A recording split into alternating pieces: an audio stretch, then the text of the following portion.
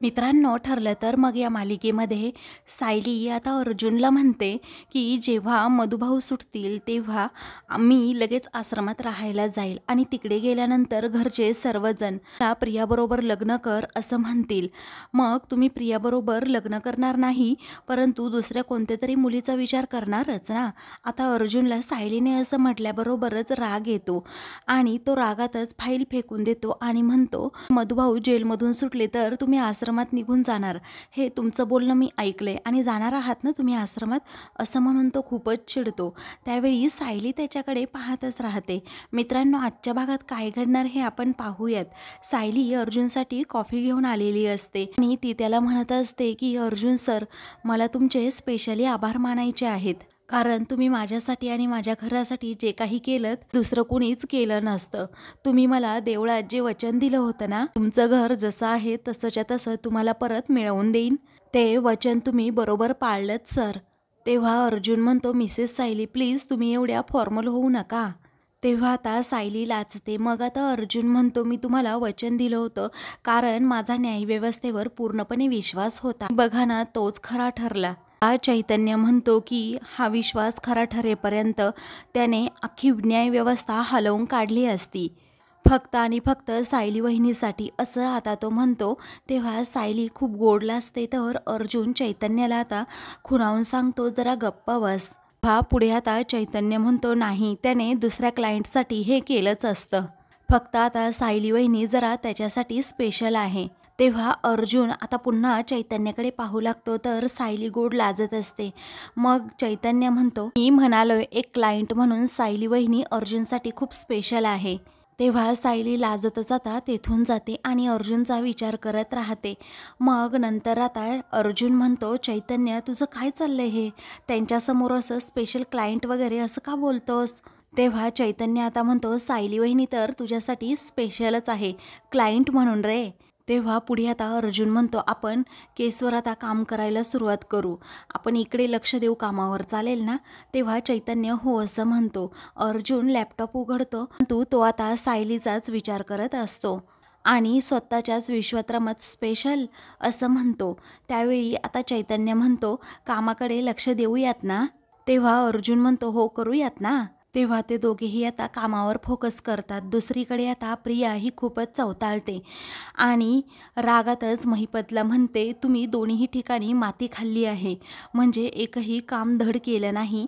तो अर्जुन तुमचा व्हिडिओ काढतोय, एवढी साधी गोष्ट तुम्हाला समजली नाही का?"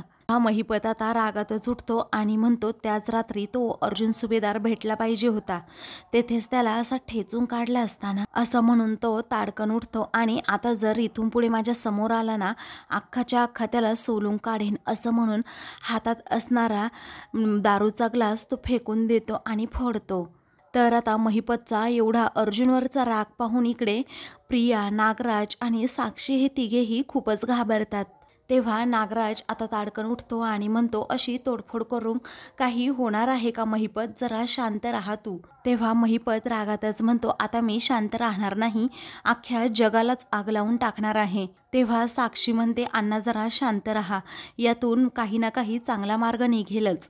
तेव्हा महिपत आता रागातच म्हणतो, "याचा विचार तेव्हा मी करायला हवा होता, जेव्हा त्या खिडकीतून फोनची रिंग ऐकायला आली. मला जरा वाटलं होतं तेथे अर्जुन किंवा त्याचा कुणीतरी माणूस असणारच, परंतु माझ्यावर कुणी विश्वास ठेवला नाही. मला भास झाला असेल असं मला वाटलं.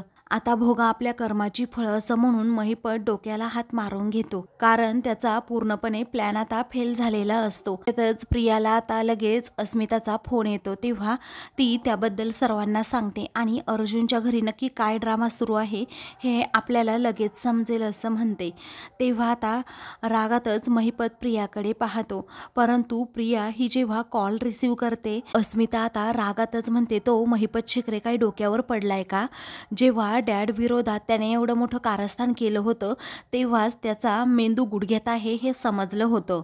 पण ती चांगली बरी आश्रमाची जागा त्याच्यात हातात होती ना, मग त्याने जाऊ तरी कशी दिली?" असं रागातच जेव्हा ती म्हणते, तेव्हा इकडे महिपतच्या रागाचा पारा अजूनच चढतो. त्यानंतर अस्मिता एकापाठोपाठ एक आरोप आता महिपतवर करू लागते आणि तो पार्टीचा व्हिडिओ रेकॉर्ड करत असताना त्याचं लक्ष नेमकं कुठे होतं असं ती विचारते. रागातच अस्मिता आता म्हणते, इतका बिंडोक आहे का गं? गल्लीतली शेंबडी पोरं त्याच्यापेक्षा हुशार असतात. तेव्हा महिपतला आता रागच येतो आणि तो प्रियाकडे धावून जातो. मग आता प्रिया ही लगेच बाजू सावरते आणि म्हणते, अस्मिता जाऊ दे ना अगं, जाऊ दे ना प्लीज. असं म्हणून ती महिपतला सुद्धा आता हाताचा इशारा करून अडवते आणि म्हणते, थांबा जरा. मग तू कशाला कॉल केला होतास असं प्रिया विचारते. तेव्हा आता अस्मिता म्हणते, कारण ती साक्षी तुझी पूर्वीची मैत्रीण होती ना, आणि आश्रमाचा तो प्लांट होता ती डेव्हलप करणार होती, त्याचं काय झालं? आता तिच्या बापाने लाचखोर प्रकरणात स्वतःला अडकवून घेतलं आणि ती जमीन पूर्णपणे गेली. चांगल्या प्लॅनवर आता पाणी फिरलंय आणि त्यामुळे सायली आनंदात आहे. अगं, तिला हसताना पाहिलं ना, माझ्या डोक्यात पूर्णपणे तिडीक जाते. त्या मूर्ख महिपतचा इतका मला संताप येतो, तुला काय सांगू. तेव्हा आता महिपतला अजूनच राग येतो, कारण अस्मिता आता त्याची बार बिनपाण्याने करते.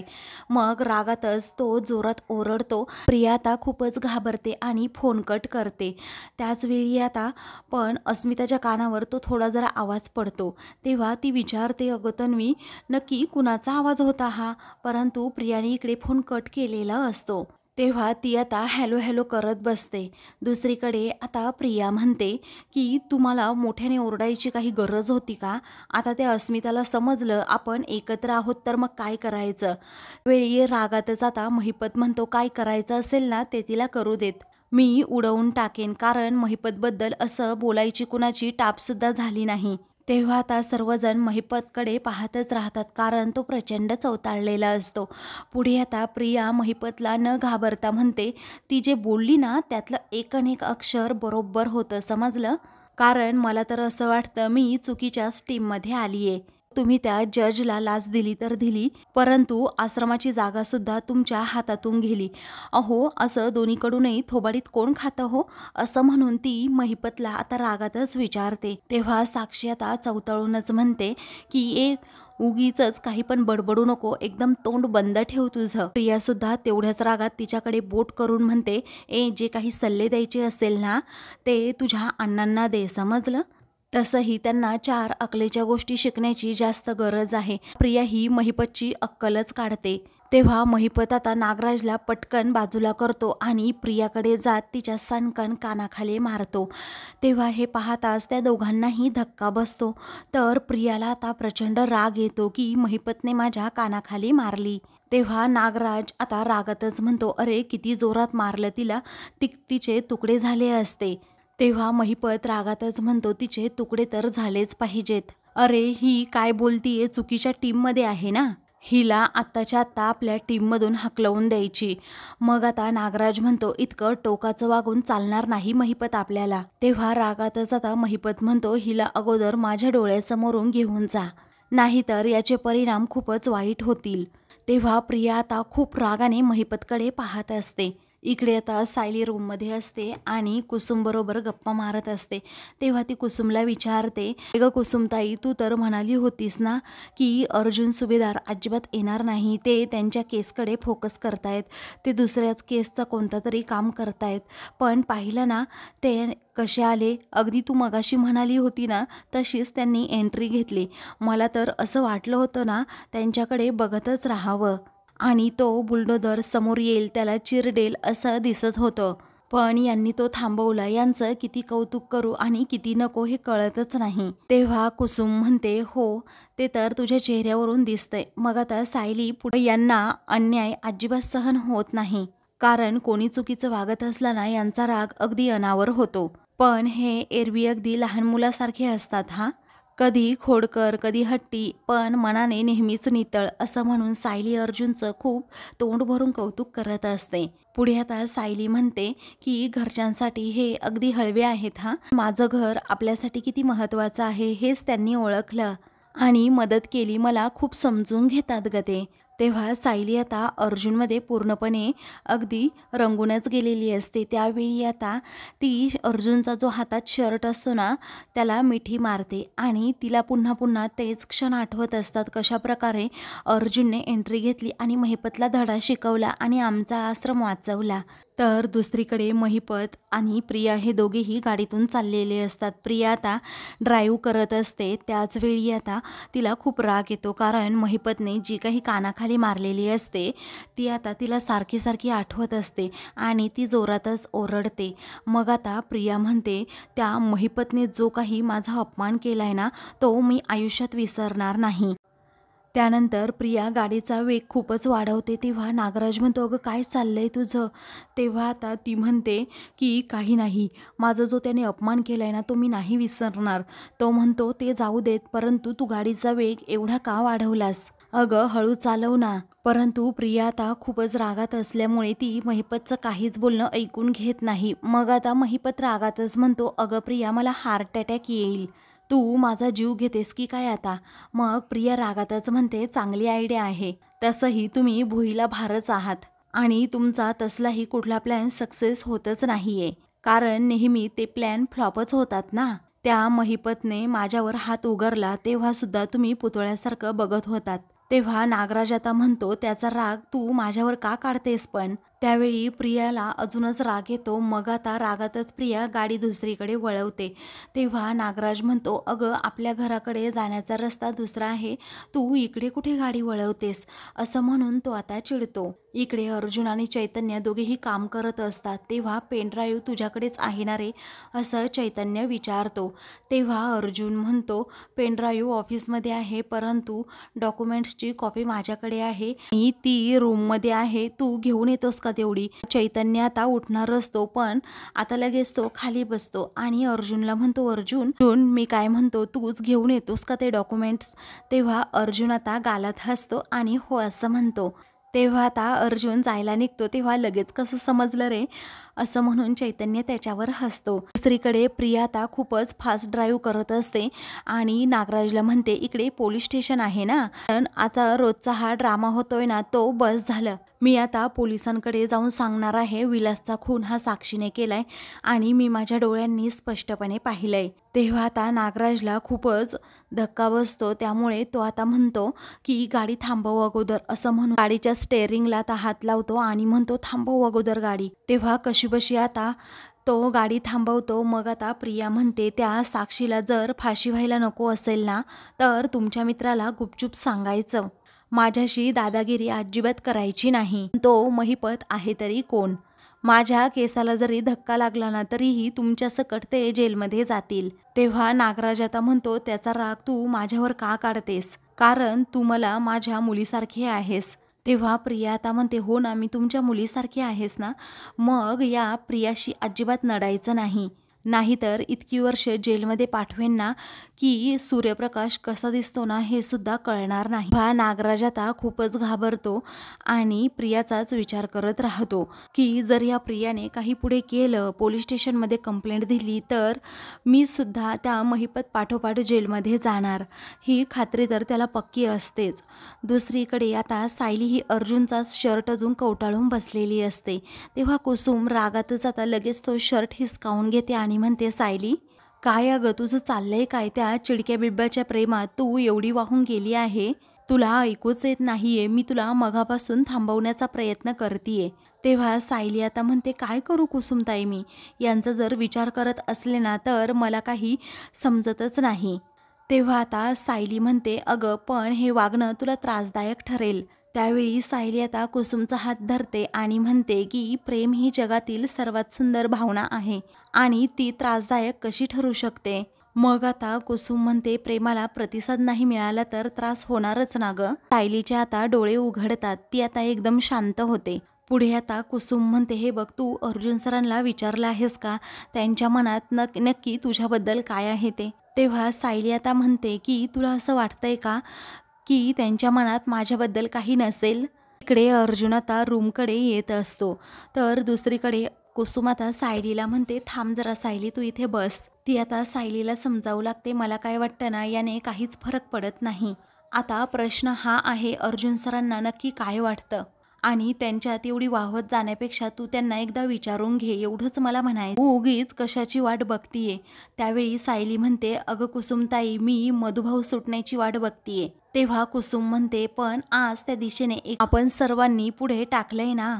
तू अजिबात विचार करू नकोस आणि वेळ वाया घालवू नकोस. तेव्हा कुसुम आता स्पष्टपणे सायलीला सांगते, मला असं कधीच जाणवलं नाही की अर्जुन सरांचं तुझ्यावर प्रेम आहे. तेव्हा हे ऐकताच सायलीला धक्का बसतो. तर इकडे अर्जुन, दुसरीकडे अर्जुन आता रूमकडे अजूनही येतच असतो.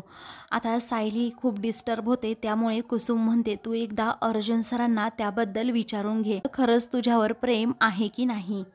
त्यानंतर कुसुम आता तिला रियालिटी सांगते, हे बघ, हवेत तीर मारणं आता सोडून दे. अर्जुन सरांचं जर तुझ्यावर प्रेम नसेल ना, तर मग तुला या नात्यातून बाहेर पडायला खूप वेळ लागेल. तेव्हा सायली आता म्हणते, पण मला या नात्यातून बाहेर पडायचंच नाहीये कुसुमताई. अगं, हे लग्न माझ्यासाठी खरं आहे आणि अगदी आयुष्यभरासाठी आहे. तेव्हा कुसुम म्हणते, हो ना, तुझ्यासाठी खरं आहे ना हे लग्न, मग बोल ना त्यांच्याबरोबर तू. तेव्हा सायली म्हणते की तुझं म्हणणं बरोबर आहे, मी आता जास्त वाट नको बघायला, कारण मी त्यांच्याबरोबर आता बोलणार आहे. कुसुम म्हणते, ठीक आहे, येत्या 1-2 दिवसामध्ये संधी शोध आणि त्यांच्याबरोबर काय ते बोलून घे. तेव्हा सायली आता हसते आणि म्हणते, ठरलं तर मग मी अर्जुन सरांना माझ्या मनातील सगळं काही सांगून टाकणार आणि माझी पूर्णपणे खात्री आहे की त्यांचाही होकारच असेल. त्यानंतर कुसुम आता अजून एक शक्यता वर्तवते, तसं झालं नाही तर मग. तेव्हा सायली आता एकदम शांत होते. मग पुढे आता कुसुम पुन्हा विचारते की म्हणजे त्यांच्या मनात तसं नसेल तर तू काय करणार आहेस सायली. तेव्हा सायली आता म्हणते की मधुभाऊ बाहेर आल्यानंतर मी आश्रमात पुन्हा निघून जाणार. तेव्हा अर्जुन नेमकं हे बोलणं ऐकतो आणि त्याला प्रचंड धक्का बसतो. चे डोळे पाणवतात आणि मग तो म्हणतो, म्हणजे मिसेस सायली या मला सोडून जाणार कायमच्या मधुभाऊ सुटल्यानंतर. हाच विचार करून त्याच्या डोळ्यात आता पाणी येतं. तेव्हा अर्जुन आता फाईल न घेता तसाच माघारी फिरतो आणि सायलीच्याच विचारात असतो की सायली जर मला सोडून गेली तर काय होणार. इकडे सायली आता कुसुमला सांगते, पण मला वाटत नाही ग तशी वेळ येईल म्हणून. अगं, जर त्यांना माझ्याबद्दल एवढं वाटत नसतं ना, तर त्यांनी माझ्यासाठी एवढं काही केलंच नसतं. इकडे अर्जुन आता तिकडे रूमकडे पाहतच राहतो, कारण सायली जे काही बोलली आहे ते सर्व शब्द त्याच्या कानावर आता अक्षरशः घुमत असतात. तो आता सायलीचाच विचार करत राहतो. आता सायली म्हणते, पण मला वाटत नाही अर्जुन सर माझ्या बाबतीत असं काही करतील. त्यांनाही माझ्याबद्दल त्यांच्या मनात फिलिंग्स आहेत. त्यावेळी आता कुसुम म्हणते, एवढं तर एखादा भला माणूस सुद्धा करू शकतो. तेव्हा आता सायली म्हणते, तू मनात पक्कच ठरवलं आहे ना की अर्जुन सरांचं माझ्यावर प्रेम नाहीये म्हणून. तेव्हा कुसुम म्हणते, अगं, मी ठरवलेलं नाहीये, माझी फक्त शंका आहे आणि या शंकेचं निरसन करायला फक्त एकच मार्ग आहे. तेव्हा सायली म्हणते, मी त्यांच्याशी स्पष्ट बोलेन, मग तर झालं. अगं कुसुमताई, मी त्यांना माझ्या मनातलं सगळं काही सांगून टाकणार आहे. तर दुसरीकडे अर्जुन आता सारखा रूमकडे पाहत असतो, कारण सायली आता आयुष्यातून जाणार की काय हा विचार तो सतत करत असतो. कारण मधुभाऊ सुटल्यानंतर सायली इथून जाणार, मग ती गेल्यानंतर माझं कसं होणार हाच तो विचार करतो. दुसरीकडे सायली आता म्हणते, अगं, इथलं घर, इथली माणसं मला माझे व्हायला हवेत, ते पण अगदी कायमचे. तेव्हा कुसुम आता सायलीबद्दल विचार करत असते, जर अर्जुन नाही म्हणाला तर हिच्यावर केवढं मोठं संकट कोसळेल, हिला अजून याची खात्री नाहीये.